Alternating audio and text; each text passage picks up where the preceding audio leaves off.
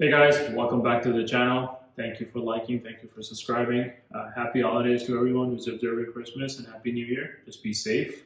So what I have today is we're going to be installing a Sumo spring, which is this, and I'll show you in a minute where that goes, for Toyota Tundra TRD Pro. Basically, if you do a lot of hauling, if you put a lot of weight on the bed, you'll notice your bed, depending on how much weight you put on it, will go down and sink down.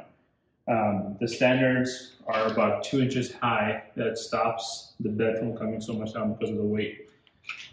So we ordered these Sumo springs. These are light. You can also get it from the website. I'll link it down below. Medium or hard, depending on how much stuff you put in your bed on a daily basis. Installing it to see how it holds up the weight and everything.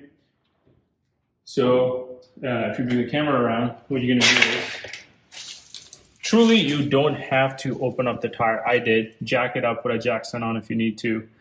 For the video, I wanted to do it. So basically these are the factory come on, right? So what you're gonna do is open up 4 bolts, which are U-bolts right here, the bolts underneath. Once you open it, you can, I'll show you 1 second.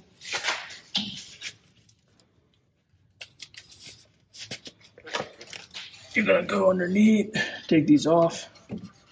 I loosen them, so just be prepared.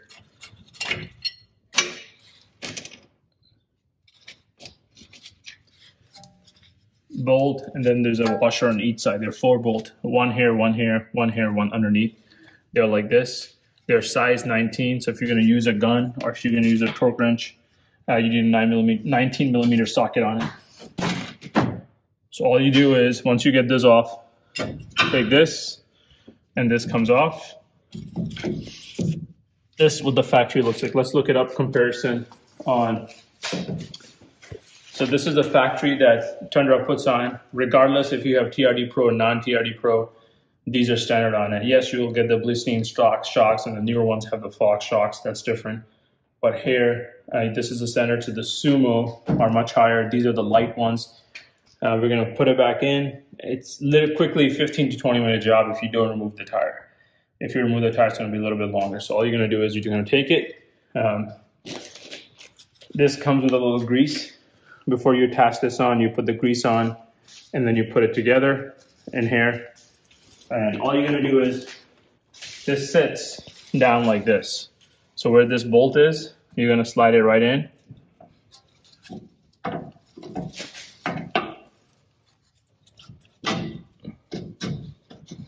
It sits flush. You don't have to worry about fitting. Once you sit, put this down.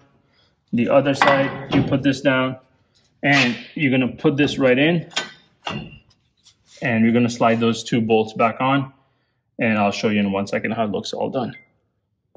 Okay, so this is the view from underneath. So if you see this blue right here where my finger is pointing to, that's where the Sumo is. The Sumo springs are. And underneath, these are the U-bolts coming down, and there's a bolt right there. What you want to do is tighten them slowly all the way up, and then tighten it all the way. These, when you're opening the first time, they might be a little painful to open up. The reason is they might be rusty or they might be jammed. So use a lot of PB Blaster, WD-40, what you want to do, and then use a gun. We ended up using a 1/2-inch Craftsman gun. You can use whatever you have. Or you can use that torque wrench if you need to do with that, but just tighten them up and then you can see the finished product.